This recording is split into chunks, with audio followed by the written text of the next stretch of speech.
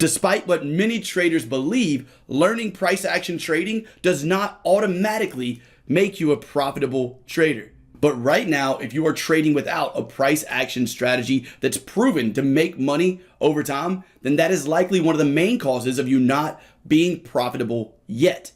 After over a decade of trading experience, I have found that there are 3 price action strategies that will give you the best odds of becoming profitable when trading them. And in this video, I'm simply going to give you every single detail you need in order to implement these 3 strategies into your own trading.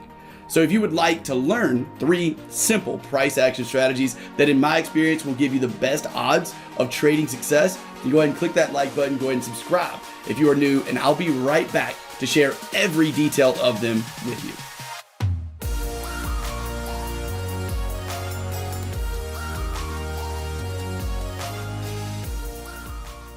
Welcome back, and before we get started with the first strategy, profitable trading comes down to a lot more than just the strategy you are trading. Don't get me wrong, if you don't have a profitable strategy that makes money over time, then there's no way for you to be profitable. So I'm going to start by sharing these 3 price action strategies with you, but stick around because afterward, I'm also going to be giving you a full lesson on some of the tips and tricks that I personally use in order to have a good trading mindset and in order to control risk in my own trading. But let's go ahead and get started now with the first price action strategy. These are in no particular order, by the way, but the first strategy that in my experience can help beginner and struggling traders become profitable is the breakout strategy. A breakout strategy is simply a strategy that occurs after a period of momentum happened in the market. A strong move happens in price, and that strong move is followed by a period of contraction, a period of consolidation that then leads to another strong move out of price. And the reason we trade breakouts like flags, pennants, and triangle patterns is because we're trying to capture that next move out of price. So now that you know what breakouts are and why we trade them, let's dive into how, in my experience, is the best way to trade them for a profit. Now, when talking about how to trade breakouts, most people will just say something like, oh, I know how to trade breakouts. You just trade when price breaks the trend line. And that's almost correct, but that will lead to some insane inconsistency and overall a negative balance in your trading account if that's what you do. But you and I, we are not most people. We both know that we need rules in place to provide consistency and so that we can test to make sure the strategy we're trading makes money over time.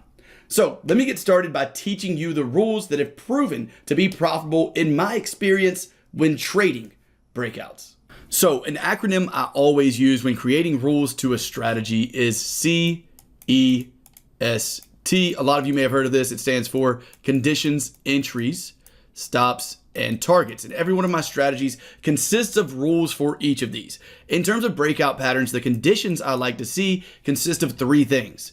The trend needs to be identified, followed by a momentum move / a strong move needs to be identified. And I need to identify that we've had a period of consolidation before I look for an entry based on a breakout. So in order to get conditions, all I do is create set in stone rules for each of these 3 things. So let's go ahead and talk about the first one. The first one, trend. For trend, I am going to use a moving average. I know it's a price action strategy. It's 90% price action. This moving average is the 50 EMA, and it's just going to provide us with set in stone rules for trend and for momentum. So obviously for trend, if I'm looking for a bullish trade, I want to see price trading above the 50 EMA. Now, how am I going to use the 50 EMA to give me a solid rule for momentum? Well, for momentum, what I want to see is that our pullback after our momentum move, then we have a pullback. I want to make sure that pullback does not touch the 50 EMA before the breakout of our trend line. And the reason this gives a solid rule for momentum is that if we have prices pulling all the way back and touching this trend line, that means that our move didn't have enough momentum to carry through and cause a breakout before a pretty heavy pullback. So in order to determine that price is likely to continue in momentum in a direction of a breakout, then I just make sure that I did not touch the 50 EMA with the overall pullback from the previous swing high. So that's my rules for trend and for momentum. Trend, momentum are taken care of with the 50 EMA. We have prices above the 50 EMA. The pullback does not touch the 50 EMA. What's next? Consolidation. What's going to be my rule for consolidation? Very simply put, I just need to see multiple swing highs and swing lows. This gives me the ability to draw out our momentum move followed by an appropriate trend line for our breakout pattern. And so with all of those coming together, we now have all the conditions met right here. We have the trend of this market being in an uptrend because we're above the 50 EMA. We know it's a momentum move because after our push higher, our pullback didn't even touch the 50 EMA. So we have some momentum here. And thirdly, we know we have consolidation because we have multiple swing lows and highs that allow us to draw a trend line for our breakout pattern. After conditions, the next thing I need to see for a rules-based pattern is an entry. For breakout patterns, it's quite simple. Our entry on breakout patterns is just the candle that breaks and closes above the trend line of the breakout pattern. In this case, it's a flag pattern. And in this case, as I just pointed out, it would be this candle right here. So now we not only have our conditions, we also have conditions and the entry met. The S and the T stand for stops and targets. Let's go ahead and talk about those. I have two ways that I use stop losses on breakout patterns. The first way is for conservative entries, where I'm going to place the stop loss below the lowest swing low of our pattern.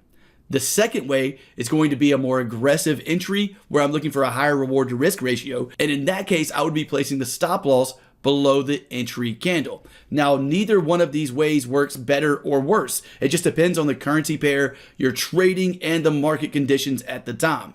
So this is just something you'll have to test for, but let's go ahead and set up this trade. What we would have is the entry after all conditions are met. Again, which are prices are in trend because prices are above the 50. We have momentum because the pullback did not touch the 50 EMA. And we have consolidation due to multiple swing highs and lows. After that, we have our breakout candle right here. And after that, the first way of taking stops is by placing that stop loss below our previous swing low of the pattern. And the other way would be placing the stop loss right below the entry candle. And this way is going to give you a much better reward to risk ratio, whereas this way is a bit more conservative and may give you a little better of a win rate. Now, in terms of targets, the way I specifically take targets is by looking for a 1.4 to 1 reward to risk ratio. After that 1.4 to 1 is hit, I move the stop loss to break even, and I manage the position by placing my stop loss, trailing it below the previous swing lows after the break into new highs until I get to about a 3 to 1 reward to risk ratio. Then I look for structure, looking left, and candlestick patterns for me to exit the trade. And that is way too complicated to do if you are a beginner. So if you're a beginner, I would suggest using a fixed target. A 1.4 to 1 is something that's worked really well for me. You could even go as high as like a 2 to 1 or a 3 to 1 if that's something you would like to do. But I would not suggest trying to trail stops as a complete beginner or even as a struggling trader. I would suggest using fixed targets. But now that you have a good idea of the rules I use for breakout patterns, let's go break it down one more time and take a look at a bearish trade using this breakout strategy. Here on the screen, see if you can spot the bearish breakout pattern. So is it right here? Hopefully you said no. The reason is that we are, yes, below the 50 EMA. The pullback doesn't touch the 50 EMA, but what are we missing? We have trend, we have momentum. There's no consolidation here. What I mean by that is that we don't have a very clear swing low, swing high, and then another swing low that we can draw a trend line on. So because of that, this would not be a valid breakout trade for me. But where do you see one? Hopefully you already spotted it. It is happening right now. So here we have prices below the 50 EMA. We know our trend is taken care of in terms of our conditions, right? Trend is taken care of. Our pullback, the max it got to was right here. Does that touch the 50 EMA? No, far from it. So we have momentum checked off. What's next? We need to see if we have consolidation. Well, we have a very clear swing low followed by another very clear swing low. We have a swing high followed by another clear swing high. So in this case, it gives us the opportunity to actually draw out our pattern. We have our impulsive move. We then have a nice swing low to draw our pattern out, and this would be more of a pennant pattern if we continue lower. Let's go ahead and click play and see what happens, because right now we have all the conditions met. What are we looking for next? We're looking for that entry before we can decide on stops and targets with our CEST acronym. Let's go ahead and push the market forward. And there we go, a breakout candle that does in fact close below the trend line we have drawn for our breakout pattern. Now, something I forgot to mention when we were doing bullish examples is I need this candle to be a large candle. And I have a objective way of knowing that, and that is by looking at the ATR indicator. I know that's another indicator, but again, these two indicators are just based on price itself, and the ATR just gives you the average of the last 14 candles. So what I'm going to be doing for my entry candle is I need it to equal at least 1/2 of the ATR. So if the ATR was, let's say, 40, then the body of this candle would need to be at least 20 for me to use it as an entry candle. The ATR can be found on any trading platforms. Just go to your indicators tab. I have it on mine up here at the top. So if we look at the ATR of this candle has an 18 pip ATR, which you can see up there in the top left. And if we measure the body of this candle, it needs to be at least 9 pips. And we have over 1 ATR on this bar. So that would be a valid entry bar. Let's go ahead and place our trade. We now have C and E. We're looking at S and T. The first way, the more conservative way of taking a stop loss would be to put it above the highest swing high of the pattern. And the way we're going to look at targets on this trade is just a fixed 1.4 to 1. Let's go ahead and click play and see what happens. Prices play around a bit and eventually do in fact push down enough to hit those targets right here. Now, I know I just showed you 2 winning trades, but I got to bring you back down to reality. And the reality of trading is that every trade will not win. As you can see on the chart, we have a perfect breakout scenario. According to the rules that I use, we're below the 50 EMA, meaning trend is taken care of. We have a pullback that doesn't touch the 50 EMA, meaning momentum is taken care of. We have clear consolidation with multiple swing lows and swing highs, meaning that consolidation is taken care of, and we eventually get our entry candle right here. But unfortunately, in this situation, prices came down, got really close to that 1.4 to 1 reward to risk ratio, would not have hit targets, and would have reversed and eventually stopped me out. So this is just an example of a losing trade. So you guys can see that obviously every single trade isn't going to be a winning trade, even when you're trading a breakout system that is rules based. But now let's go ahead and move on to strategy number 2. The best price action strategy number 2 is the double top, double bottom reversal strategy. In this strategy, we are using the age-old, time-tested, and simple to spot patterns, the double bottom and the double top.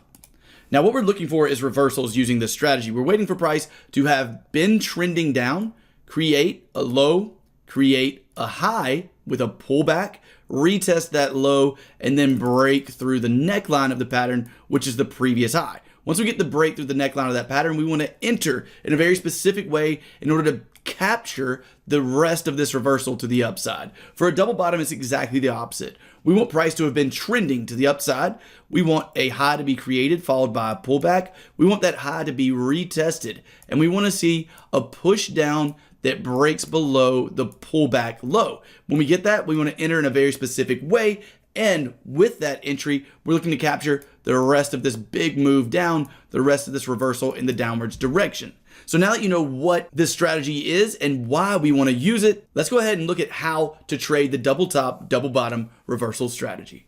Honestly, I think a lot of people are sleeping on this old school double top, double bottom reversal strategy.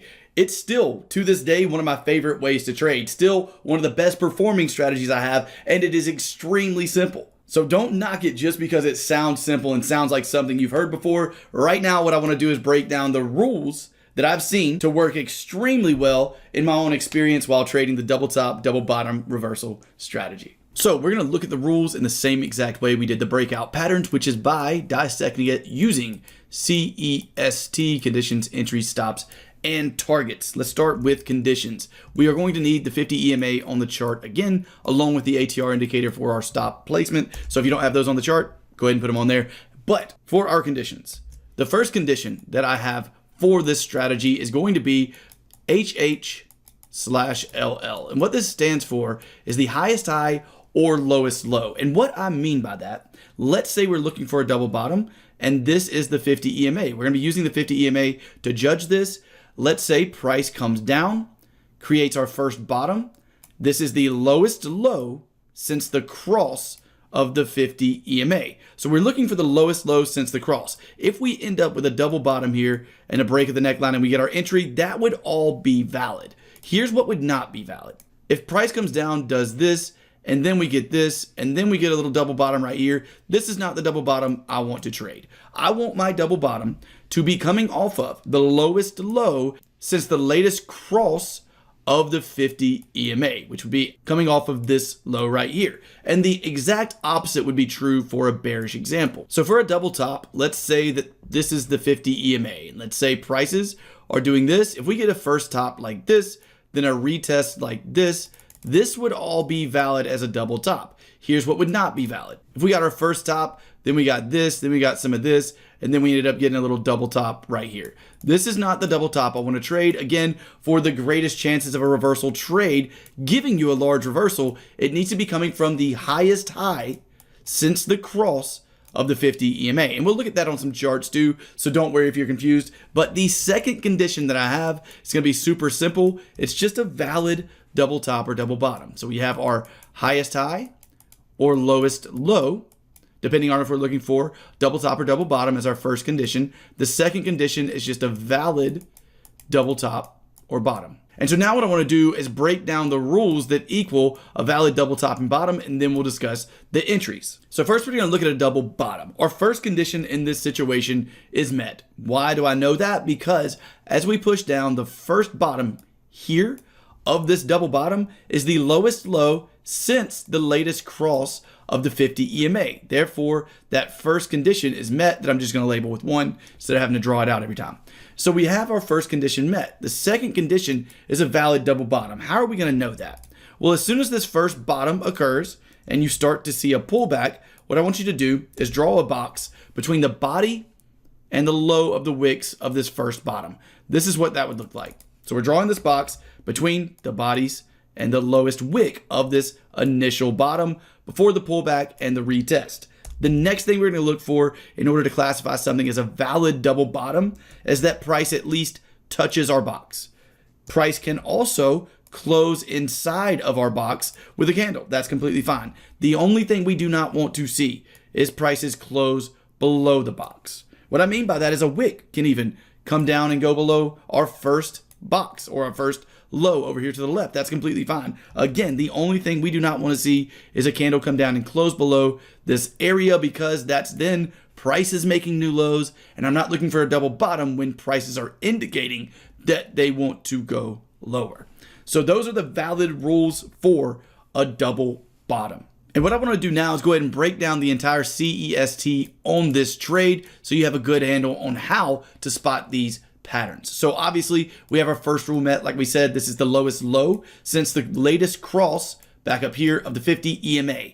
We then have a push up, a push back down to our termination point, and we do not have any candles closing below our box, while we also do have price at least touching that box. The next condition I have is that this can only be 30 candles from our initial low to the swing low of our second bottom. I don't want a massive double bottom that's all the way over here somewhere. I want it to be a little bit tight. And the way that I ensure that's the case is by only allowing 30 candles from our first low to our next low. And if we bring out our measuring tool I have here on TradingView, you can see that if I start here and go over, we have exactly 28 bars in this case throughout this double bottom. So that would be a valid condition met for our double bottom. Now let's talk about entries. All of our conditions are met. We're starting at the lowest low since the cross of the 50. We have a valid double bottom. We have less than 30 candles in our double bottom. Now we got to look for the entries, stops, and targets. For an entry, very simple. I'm waiting for the candle that breaks the neckline, and I'm pressing the buy button on the close of that candle.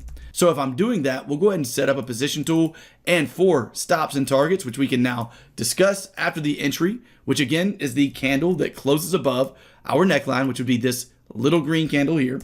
After that, we got to go with stops and targets. So what is our stop loss?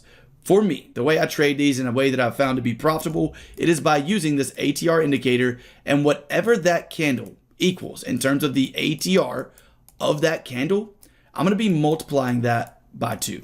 So in this case, if I hover over that candle, it'll tell me the ATR, which is currently 25 pips. You can see that in the top left of your screen. So at 25 pips, that means that I would have a stop loss of around 50 pips. There is my stop loss. And for targets for this strategy as well, we're going to do a 1.4 to 1 reward to risk ratio, which you can see we're easily hit right over here. So to quickly break this trade down one more time before we go over and look at a bearish example and look at a double top, we have our conditions of the lowest low since the cross of the 50 EMA. We have our other condition of a valid double bottom based on the rules that I shared. And we have our last condition, the double bottom is less than 30 candles across. Our entry is just the close above the neckline of the pattern, which is this candle right here. Our stop loss is 2 times the ATR indicator.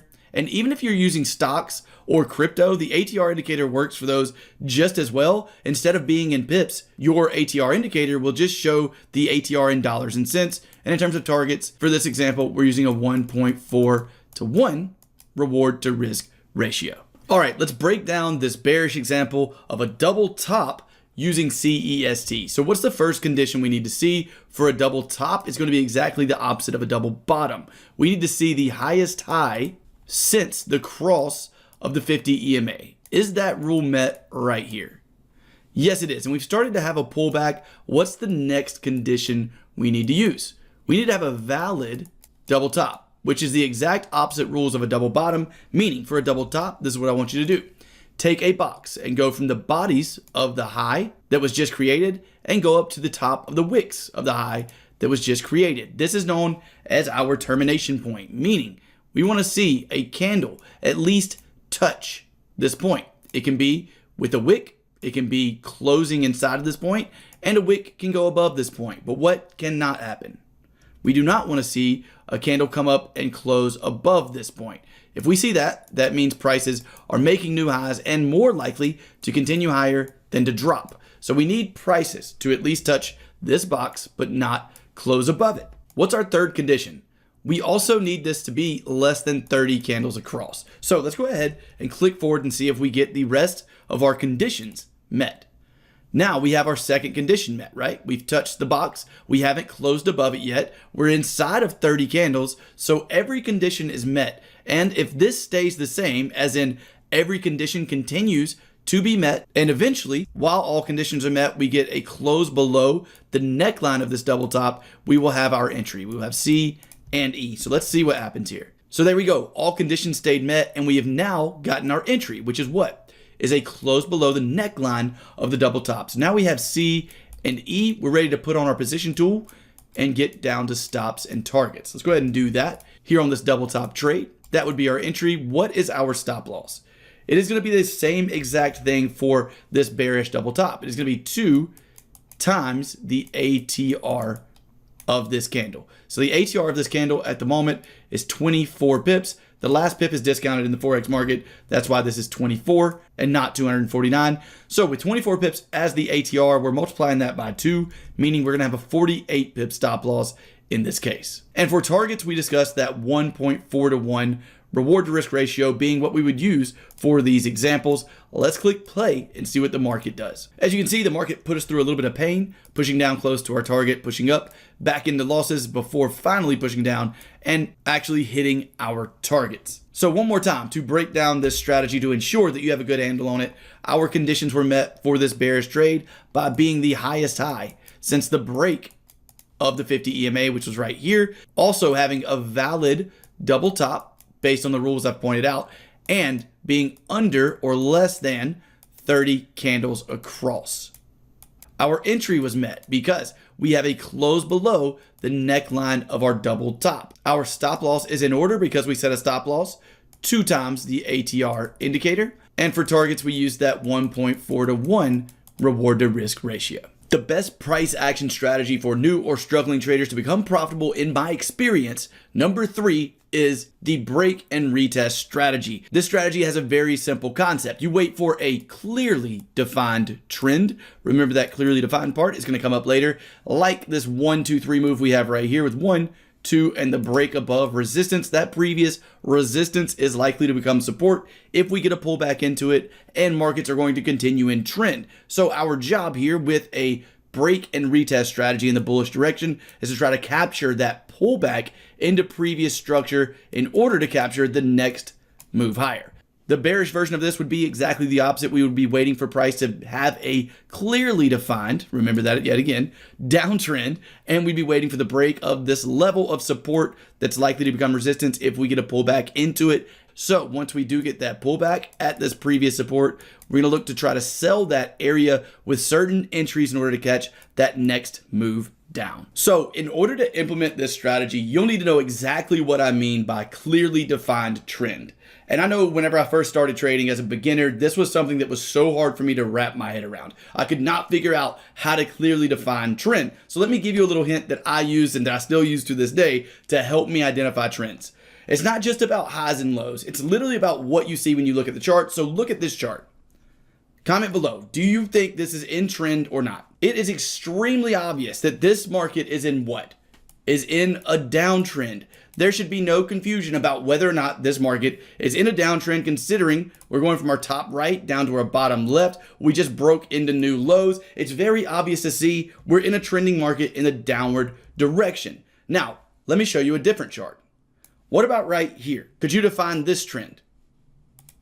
No, right? It's really complicated. And if nothing else, you're unsure about what trend this market is in. And that is exactly what I mean. If you are unsure in any way, shape, or form, then the very likely situation is that that market is in consolidation, and you don't need to be trying to trade some type of trend continuation play when prices are in consolidation. So if you're unsure about the trend, remember, just sit on your hands. If you're unsure, prices are likely consolidating. If it's extremely obvious, then you should be able to tell the trend and the direction the market is going extremely easy and extremely fast. And one more hint on identifying trend, just look at 100 candles. So TradingView has this little measuring tool that I like to use, and it literally will show you how many bars you're looking at. Right now, we're looking at 109 bars on the chart. It's not an exact science, but you want to look at somewhere between 100 and 150 bars in order to identify the short-term trend and look for these break and retest trades. With that said, let's dive into all the rules that I find to work best using the break and retest strategy. Let's go ahead and break this down the same way we have every other strategy with CEST. So let's start with our conditions. You know the first condition already because we just talked about it. That is a clear trend. Is the market that you're looking at right now, is this chart in a clear trend? It should be very obvious that right here, remember when we're looking at trend, by the way, we're looking at where price is and asking ourselves, okay, are we in an uptrend or a downtrend based on where price is and based on what it's done in the last 100 candles for this scenario. So with this being that we just made a new high after breaking above a previous high, and we're going from bottom left to top right, it is very clear that we are in an uptrend. So looking at this bullish example, our first condition is met. The next condition I have is we must see a break and retest. Well, we've already seen our break in this case, our low coming into new highs, breaking above our previous highs. So with that being the case, we already have our break. We're just looking for the retest. And for our zone, this is one of the only things that is subjective about this strategy and that I don't have just set in stone rules for. What I normally do is try to make my zone somewhere around down a little bit on the candles and not all the way up to the wick of the candle, because the highs have a lot less impact on the market from my experience than the bodies. So the area I would draw is something like this. And anytime I can encapsulate more levels with my initial level, I do that as well. So again, there's no super objective way to define where you draw your zone. It's something you'll get better at with experience, but this is something like I would draw this zone here. So we have our clearly defined uptrend, we have our break, and we're looking for that retest. Before we do, I have one more condition before we get to the retest, and that is that the pullback before the break into new highs has to either be above the 50 EMA or touch the 50 EMA. So if we came down and touched the 50 EMA and then went up, that's fine too. What I don't want to see is a bunch of candles closing below the 50 EMA and creating space. That for me would invalidate a break and retest. I want my break and retest to have a bit of momentum. So for that reason, I want them to be at or above the 50 EMA, which is this blue line on the chart, for our last condition. So now that we have the conditions outlined, let's take a look at what price does if we push it forward a bit. We eventually push down a bit more. We're inside of our retest zones. Now we have our break and our retest. The next thing we need to look at, since we have conditions met at this point, is what are we going to do in order to enter this trade? Well, you can use any number of candlestick patterns you would like. I've found most of them to be profitable when you combine all the conditions that we have here, including things like the shooting star, close above, engulfing candles. But for this example, we're going to use one of my favorites, which is just using 2 trend color candles. In this case, what trend are we in? An uptrend. So what that would mean is 2 green candles is what I would be looking for my entry. Let's see what happens as we push forward. We get 1, 2 green candles. So now, what have we done? We have completed all the conditions. We have now completed our entry reason. What's left? We need to look for stops and targets. Let's go ahead and put a position tool on the chart to make it easier to show you the stops. For the stop loss, I'm going to use the ATR of this candle, and I'm going to go below the swing low by that number. So whatever that number is, the ATR of this candle, I'm going below my swing low by 1 ATR. So look at the left top of the screen. We have 49 pips on that candle as our ATR. If we come down to this swing low, we have 72 pips. So I have to add 1 ATR, which is 49 pips, to that. And that gives us roughly 121 pips. So let's go down 121 pips right here for our stop loss. And as with the other strategies for these examples, we're going to use a 1.4 to 1 reward to risk ratio for our break and retest strategy. Let's see what happened to the market. We did push down, putting us through some pain, getting really close to the stop loss, not quite stopping us out though,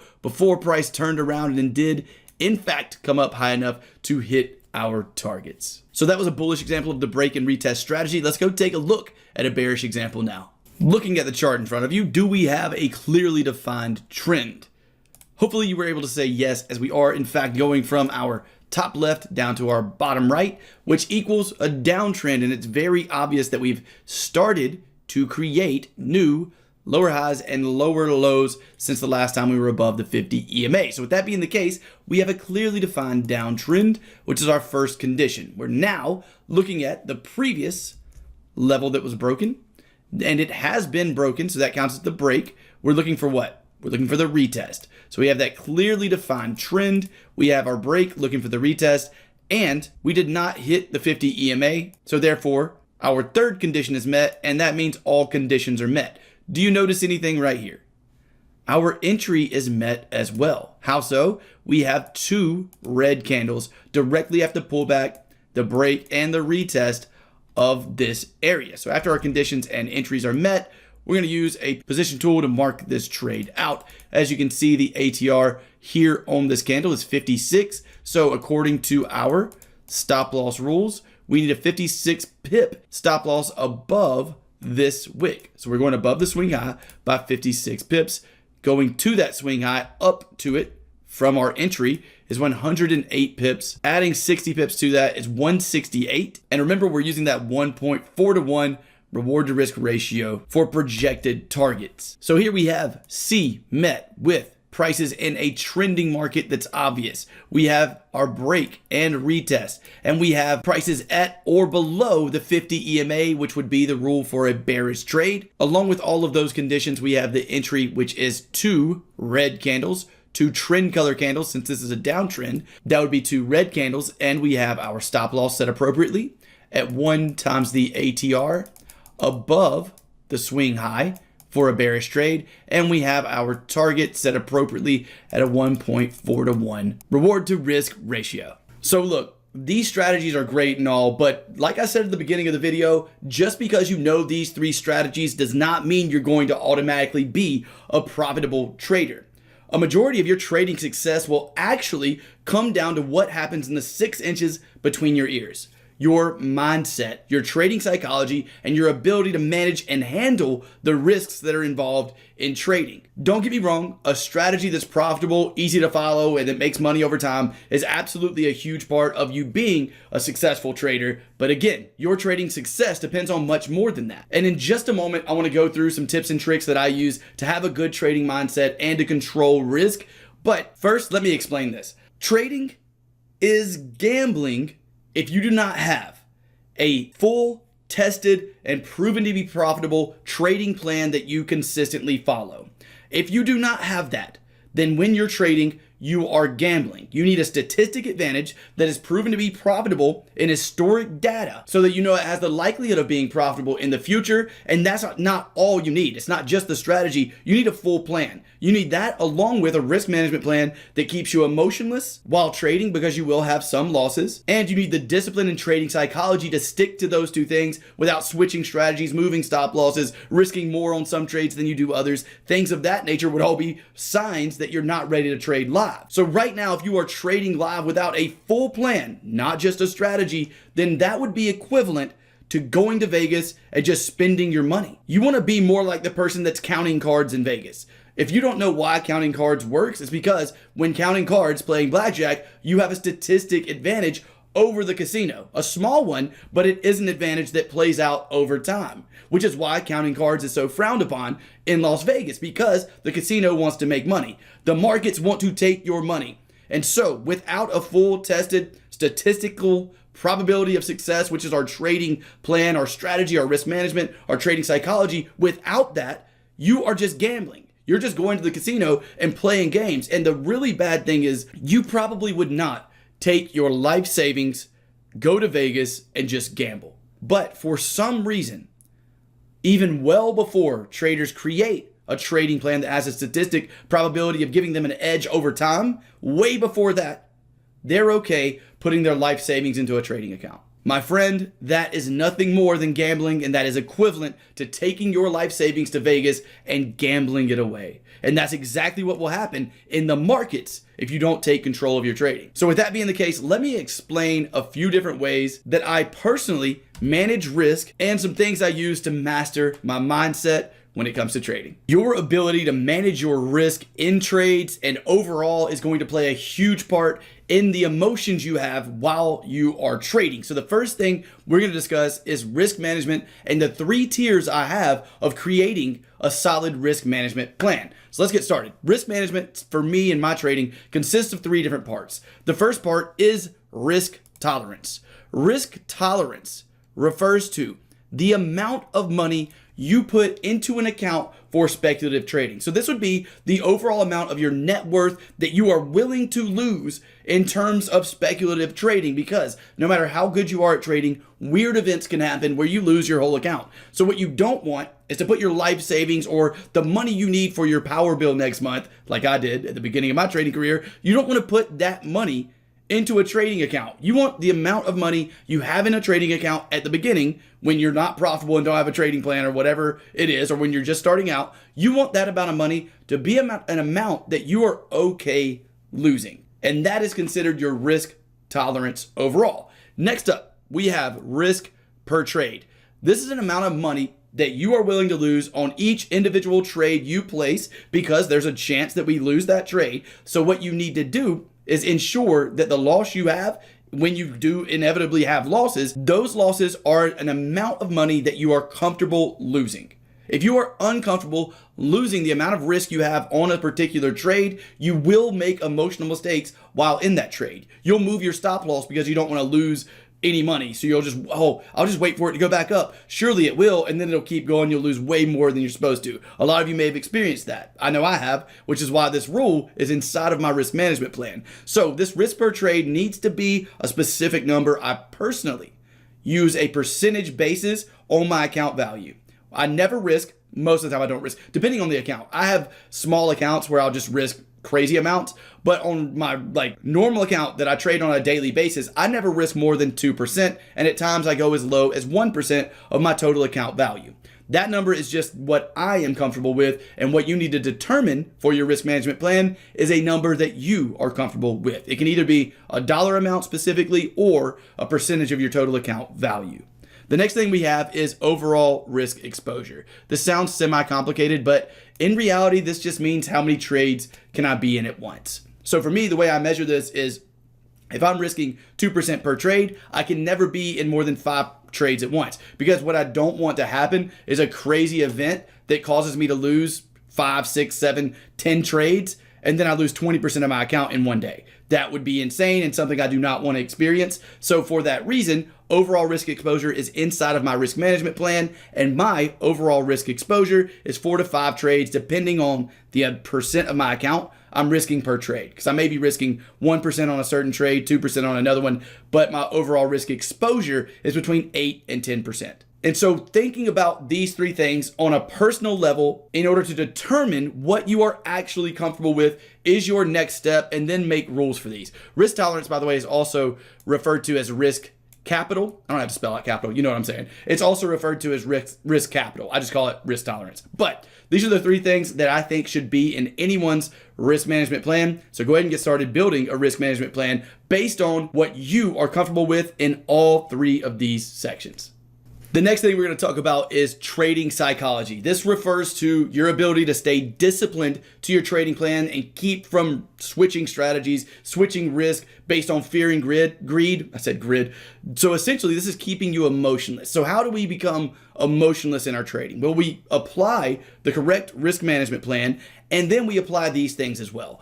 The first thing that helps the most with trading psychology is the most hated thing in trading, I do believe, which is backtesting. This is a very time-consuming process, but what it allows you to do is see the exact strategy you are using perform through historical data. You get to see the highs and the lows. You get to see the drawdowns and the massive amounts of profit that strategy makes. And what that does is it makes you a bit more confident that you can handle drawdowns, because in the backtesting process, you've seen that specific strategy go through different drawdowns, go through a period of time when it lost 5 trades in a row, but then you saw, oh, well, over a long span of time, it still made money, even though it did lose those 5 trades in a row. So it gives you more confidence, which is another word for trading psychology, is how much confidence do you have in your trading strategy and in your full plan?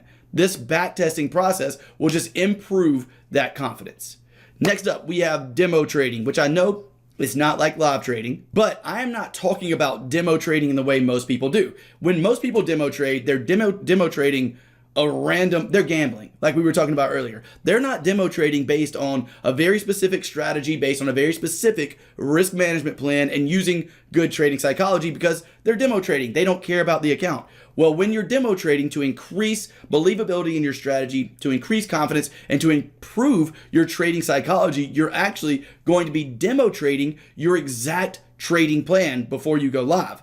I normally suggest students do this for like 3 months. Just take your exact trading plan you've built through your process of backtesting, optimizing, creating your risk management plan. After that, take that plan and demo trade it for 3 months. Look, you have all the time in the world to make money from trading. These 3 months will build your confidence and improve your trading psychology by you seeing the strategy you're using work in real time, go through drawdowns and come out profitable in real time. So demo trading is the second best way, I think, to improve trading psychology. And this might honestly be the first way, but obviously risk management plays a huge part in your emotions and in your trading psychology. So we already discussed that in the previous section, but risk management is going to be a main contributor to your ability to master the 6 inches between your ears, your trading mindset. So once you have a rules-based strategy you can follow that you've backtested and optimized, you've created a trading plan around it by creating a risk management plan, working on your trading psychology, and you've demo traded it for 90 days and seen it go in and out of drawdowns throughout backtesting and demo trading, and you're trading live with an amount of money you're willing to lose, and by trading a risk per trade you're willing to accept, while also having an overall risk exposure you accept, you would be amazed at how much that improves your trading psychology. You will no longer be wanting to switch strategies. You will no longer move your stop loss up and down. Your mindset will be extremely solid if you complete those tasks. And look, completing those tasks alone can be a bit difficult, which is why we created the TTC Forex University. We currently have some space available in the university. So if you would like to get a mentorship program where I kind of hold your hand through the process of doing all of this, then it would be a pleasure to have you aboard inside of the university. All you have to do is click the top link in the description or go to www.ttcfxuniversity.com to learn more about that. The university includes, obviously, a full course teaching you how to do everything we've talked about in this video, along with more strategies that I use. You also receive the Pro Trader Report every Monday, which is areas of structure I'm paying attention to for possible trades. It comes with 2 to 5 email analysis trades. These are trades I'm actually placing that you have learned inside of the university. They come equipped with entry stops and targets. They're not meant as signals. That's just to show you how the strategies you're learning inside the course are performing in real markets. But I digress. It comes with a lot of stuff. If you want to learn more, go to ttcfxuniversity.com or click the top link in the description. If you enjoyed this video, go ahead and click that like button for me. Go ahead and subscribe if you are new, because we come out with content like this every week or two. I hope you have a great week. I hope you trade green, and I'll talk to you in the next video. See you soon.